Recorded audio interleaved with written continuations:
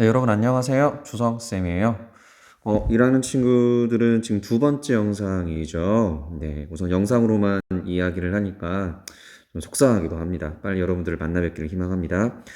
우선은 지금 좀 전달할 사항이 좀 한 가지가 있는데요. 문자를 아마 어제 그리고 오늘도 받았을 거예요. 위드랑 문자 갔었죠? 네, 우리 학교에서 선생님들께서 각 과목 선생님들께서 학습에 관련된 자료와 학습 내용 그리고 과제 같은 것들을 이제 모두 위드랑에 지금 현재 올리고 있어요. 네, 1학년 친구들은 사실 지금 학교에 한 번도 오지 않았기 때문에 제대로 된 지금 전달이 되고 있는지는 잘 모르겠습니다. 문자를 발송을 하고 확보된 연락처로 이야기를 하고 있는데 가입이 지금 잘 이루어지고 있지는 않은 것 같더라고요. 언니들에 비해서. 이 영상을 보는 친구들은 꼭 네이버나 다음 같은 포털 사이트에서 위두랑이라고 검색을 하셔서요. 위두랑에서 회원가입을 하신 다음에 부안 여자중학교로 클래스를 검색하시면 다양한 강좌들 뜹니다. 거기에 수강 신청해서 우리 학교 선생님들이 만드신 강좌의 어떤 학습 내용과 과제까지 수행해 주시기를 부탁드립니다. 그러면 지금부터 시작하도록 할게요. 네, 첫 번째 내용입니다. OT에서 선생님 설명을 드렸었는데 선생님의 기본적인 수업은 거꾸로 영상을 통해서 이론적인 내용을 간단하게 짚어요. 그리고 이론적인 내용이 끝난 이후에 교실에서 이제 다양한 활동들을 진행을 합니다. 활동이 끝난 이후에는 선생님이 또 수업 시간에 간단하게 프레젠테이션을 통해서 단순하게 이제 이론이 아니고요. 그때는 정말 우리가 짚고 넘어가야 될 이야기들을 간략하게 이야기하고 그리고 여러분이 글을 쓰는 식으로 해서 하나의 단원이 마무리가 되거든요. 지금 제 이야기 드릴 거 짧게 한 10분 정도 내로 해서 지금 한 개 단원, 그러니까 도덕적인 삶이라는 내용에 대해서 설명을 지금부터 한번 드려볼까 합니다. 이게 원래 지금 영상이 지금 조그맣게 나오는데 원래는 이게 지금 돌아가거든요. 근데 이상하게 잘 안 되더라고요. 2학년 언니들 건 지금 영상이 크게 나갔는데 1학년 친구들 거 지금 영상을 지금 촬영하고 있는데 잘 안 돼서 어떻게 잘 보일런지는 잘 모르겠어요. 우선 영상을 좀 잘 보시면서 최대한 집중해서 들어주시길 부탁드려요. 짧게 할게요. 자, 기억나세요? 네, 첫 번째 OT에서도 나왔던 사람이죠. 이걸 보여주는 이유는, 네, 보기가 세 개였죠. 네, 세 개 중에서 정답을 찾기가 어려울 것 같아서 두 개로 골랐습니다. 네. 네, 우선 이 왼쪽에 보이는 건 알겠지만 원숭이고요. 오른쪽에 보이는 게 어떤 사람이 있습니다. 선생님 말씀드리려는 게 같은 존재는 아니죠. 이 둘이요. 맞죠? 무슨 말이냐면 여기 있는 건 이거는 지금 원숭이에 불과하고 이건 사람이잖아요. 사람과 동물을 동일하다고 생각하지는 않습니다. 어떤 차이가 있다는 거예요. 사람은 무엇이기 때문에 사람은 어떠한 것을 가지고 있기 때문에 동물과는 다른 어떤 것을 가지고 있기 때문에 동물이 아닌 짐승이 아닌 인간이다라고 이야기를 한다는 거죠. 그래서 지금 설명드릴 건 과연 그렇다면 사람이 과연 어떠한 특징을 지니고 있느냐에서부터 한번 이야기를 한번 시작해 보려고 해요. 그래서 첫 번째입니다. 그러나 사람도 동물이기 때문에 공통점이 있습니다. 짐승이 가지고 있는 공통점과 사람의 공통점이 있죠. 그건 뭐냐면 바로 본능이라는 겁니다. 본능. 여기 본능 보이죠? 본능이라고. 본능이라고 보이죠? 예를 들면 이런 거죠. 배고프면 먹고 싶고요. 졸리면 자고 싶은 거. 이런 것들 본능이라고 이야기하죠. 이런 본능은 인간이든 짐승이든 누구에나 가지고 있는 특징이고요. 근데 반면 차이점은 바로 가장 중요한 특징인데 바로 이성이라는 겁니다. 이성. 여기 보이시죠? 이성이라는 거. 근데 이성이라는 게 여기서 말하는 이성이라는 건 자신과 생물학적 성을 다른 남성과 여성을 이야기하는 것이 아니고요. 여기서 말하는 이성이라는 건 옳고 그름에 대한 것입니다. 옳고 그름을 판단할 수 있는 걸 이성이라고 이야기하죠. 그러니까 결론적으로 이야기하면 짐승과 인간은 동물과 인간은 본능이라는 욕구를 지니고 있다는 데서 공통적이지만 그러나 인간만은 이성을 가지고 있다는 겁니다. 옳음과 그름을 판단할 수 있는 이성을 지니고 있다는 거죠. 이 이성을 가지고 있기 때문에 이런 다양한 존재로 인간이 불리워지게 돼요. 첫 번째 이성적 존재. 아까 이야기했던 것처럼 옳고 그름을 따질 수 있는 존재라는 거고요. 도구적 존재. 지금 여러분 스마트폰 사용하시죠? 핸드폰 사용하시죠? 컴퓨터 사용하셔서 지금 이걸 보고 있잖아요. 내가 사용하는 도구들, 사용하는 모든 도구를 쓸 수 있는 것. 그게 바로 인간의 특징이라는 겁니다. 세 번째는 사회적 존재라고 합니다. 혼자서 살 수는 없죠. 인간이 가장 힘든 게 혼자 있을 때가 가장 외롭고 힘들다고 이야기를 하죠. 인간은 어찌됐든지 공동체를 이루어가며 사람을 만나는 존재입니다. 그게 바로 사회적 존재에 대한 이야기고요. 문화적 존재. 문화라고 하죠. 우리가 누리고 있는 다양한 문화들을 누리는 존재이면서 종교를 누리기도 하고 유희, 즐거움을 느끼는 존재라는 겁니다. 이게 사람의 특징이라는 겁니다. 하나 더 나왔는데, 이 사람의 특성에서 가장 중요한 포인트는 뭐냐면 바로 도덕성이라는 거예요, 사실. 물론 도구적 존재, 사회적 존재, 문화적 존재, 다양한 존재의 특징들이 인간에게 있는 것은 맞지만, 그럼에도 불구하고 다른 모든 것들과 비교할 수 있는 것이 바로 인간이 이성, 도덕성이라는 것을 가지고 있기 때문이라는 겁니다. 사람다운 사람이라는 말을 들어본 적 있을 겁니다. 이 말의 특징은 어떤 이야기를 하는 거냐면 모두 다 사람은 아니라는 거죠. 겉모습과 외형이나 그리고 우리가 알고 있는 사람의 형태와 외형적인 모습을 가지고 있다 하더라도 사람으로서 행동해야 될 것들을 하지 않았을 때 우리는 그들을 사람다운 사람이라고 이야기하지 않습니다.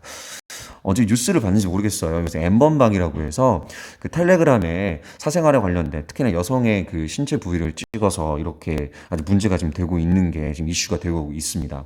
말씀드리고 싶은 건 분명 사람은 맞지만 그렇게 잘못된 행동인지를 알면서도 불구하고 그런 행동을 하는 사람들은 우리는 짐승만도 못한 사람이다. 사람답지 못한 사람이다라고 이야기합니다. 그러니까 거기에서 키가 뭐냐면 사람의 특성이라는 게 이러한 여러 가지 존재를 가지고 있지만 그 중에서도 가장 중요한 것, 그게 바로 도덕성이라는 이야기인 거죠.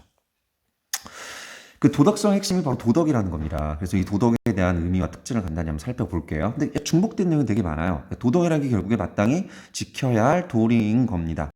상대방에 따라서, 사람에 따라서, 또는 나 혼자 있다 하더라도 반드시 해야만 하는 것들이 있죠. 또는 하면 안 되는 것들이 있습니다. 사람 때리면 안 되는 거죠. 당연히 죽이는 것도 당연히 안 되는 것이죠.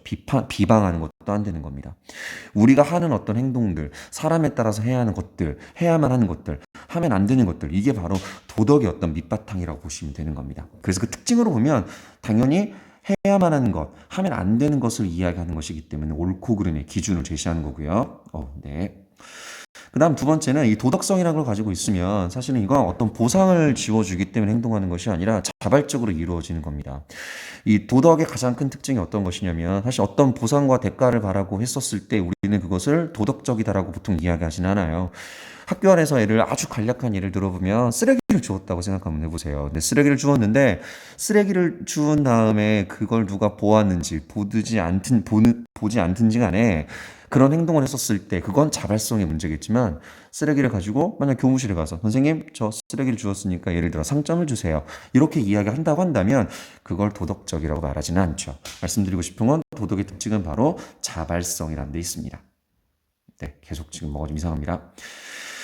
자, 그 다음 도덕의 의미와 특징을 계속 얘기할 건데 이 도덕의 포인트가 되는 게 바로 아까 자발성이라고 얘기했잖아요. 이 자발성의 중심이 되는 게 바로 양심이라는 녀석입니다. 여러분도 아마 알고 있을 거예요. 어떤 거짓말을 했거나 잘못된 행동을 하면 약간 가슴이 떨리기도 하고 뭔가 조마조마하죠. 그게 바로 양심이라는 녀석 때문인데 이 양심이라는 건 바로 마음의 명령인 겁니다.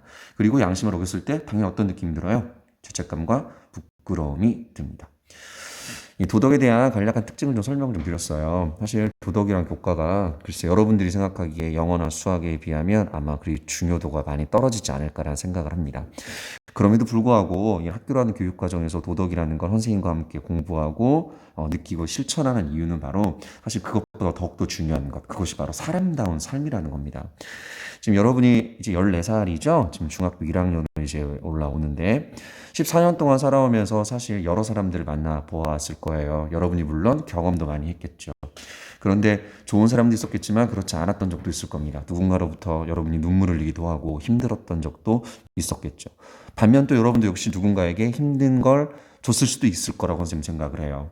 이 도덕이라는 게 사실 단순한 점수를 위해서 존재하는 것이 아니라 사람과 사람이 살아감에 있어서 분명 내가 어떠한 존재가 되어야 하는지, 무엇이 정말 제대로 된 삶인지, 옳은 것이 무엇인지, 이런 것들을 느껴가며 행동하고 실천하는 것. 그렇기 때문에 도덕이라는 것이 정말 필요하지 않을까라는 생각이 듭니다. 자, 간단하게 이제 마지막 내가 도덕적이어야 하는 이유만 좀 얘기할게요. 여기 적혀있는 내용이 사실 너무나도 당연한 말입니다. 너무나도 당연한 말이기 때문에 사실은 아무렇지 않게 넘겨버릴 수도 있지만 사실 한 번만 음미해 보았으면 좋겠어요. 이 이론적인 내용은 이렇게 끝나겠지만 선생님 끝난 이후에는 사실 왜 진짜 이렇게 되어야만 하는지 이것이 왜 정말 중요한지에 대해서는 정말 선생님하고 여러분하고 한번 활동을 통해서 한 번 더 느껴본다면 아마 도덕이라는 것이 왜 중요한지 아마 알게 되지 않을까라고 생각해 봐요. 그래서 첫 번째, 자신과 사회에 큰 손해가 생기죠. 도덕적인 행동을 하지 않았었을 때. 이건 역사적인 사례를 통해서도 많이 알 수가 있어요. 아까 설명드렸었던 그 N번방의 방장이라고 하나요? 그런 사람 같은 경우에도 자신의 이익을 위해서 무조건 하다 보니 결국엔 자신에게도 현재 손해가 생겼고 사회적으로도 아주 큰 아픔을 겪은 사람들이 생겨나기 시작하지 않았습니까? 그러니까 도덕적인 것이 사실 이득이랑 관련이 없다고 생각하지만 도덕적인 행동을 하지 않았을 때 그 결말은 언제나 자신에게 손해가 되고 공동체에게도 손해가 되는 것이 역사적으로도 많이 경험적으로 증명되고 있습니다. 두 번째, 왜 도덕적이어야 하는가? 도덕은 마땅히 지켜야 하는 의무이죠. 해야만 하는 것이죠. 세 번째, 진정한 행복을 얻을 수 있기 때문입니다. 네. 간략하게만 설명을 좀 드렸어요. 도덕적인 삶에 대한 내용과 이론에 대한 부분은 사실 그리 많지는 않아요. 그러나 사실 우리가 여기에서 생각해 볼 만한 주제는 정말 많습니다. 왜 도덕적이어야 하는지, 도덕을 왜 공부해야 하는지. 사실 정말 중요한 건 단순하게 누군가의 가르침을 통해서 그것이 정답이고 정답이 아닌 것을 골라내는 건 사실 의미가 없습니다. 진짜 중요한 건 도덕이라는 것이 무엇이며 내 삶 속에서 그것이 어떠한 영향을 주고 있는지 이걸 느끼는 것이 더욱더 중요하지 않을까라는 생각이 드네요. 이론에 대한 내용 통해서 한번 확인해 주시고요. 선생님의 위드랑에 과제까지 좀 같이 함께 올려놓을 거예요. 과제는 이번 주 일요일까지 작성해서 위드랑에 올려주시면 될 것 같습니다. 건강히 잘 지내시고요. 여러분 3강에서 만나요. 안녕.